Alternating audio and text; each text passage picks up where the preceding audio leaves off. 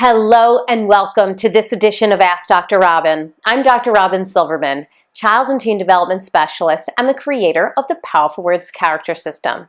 Today's letter is from Justin in Detroit, Michigan, who writes, "My 9-year-old has started with the eye rolling, the sighing, and the general moodiness when things don't go his way. He just seems like a glass half empty kind of kid these days. So how can I help him to look at the bright side and expect that things will turn out okay?" Well, thank you for sending in your question, Justin.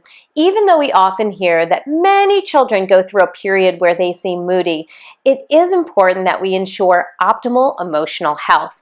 Nobody is happy all the time, but generally, being an optimistic person helps children and teens to be more successful, more healthy, and happy. So here are some tips to help you. Number one, ensure that there are no major problems. While optimism is the goal, sometimes brooding can indicate a serious issue such as bullying or friendship problems, health issues, or academic challenges in school. So talk to your child and make sure there aren't any elephants in the room that need to be addressed. Really listen to what your child says, and if warranted, work on a solution together. Number two, talk about the positive. Ask each person to talk about one positive event that happens each day around your dinner table. It doesn't need to be grand, just honest. Whether they mention how they scored on a test or a compliment they received from a friend, allow your family to focus on it for a moment.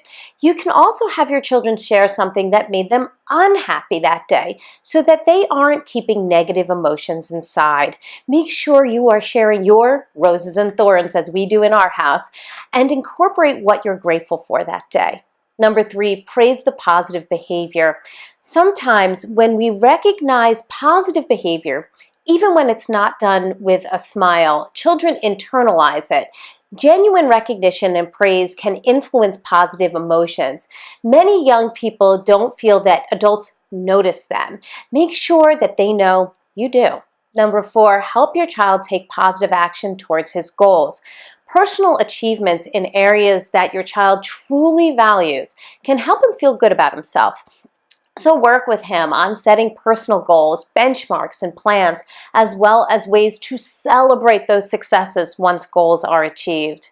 Like anything, an optimistic attitude needs to be practiced so it can become a habit. So encourage everyone in your family to be aware of their own attitude and to look at the bright side. That's all for this edition of Ask Dr. Robyn. I hope you'll send in your questions and they may be featured next time. And if you want more tips and scripts, please check out my podcast where we give so many of them on all different topics on my website. It's called How to Talk to Kids About Anything, and you can also check it out on iTunes or anywhere podcasts are streamed. In the meantime, I hope you make it a very powerful month. Thank you.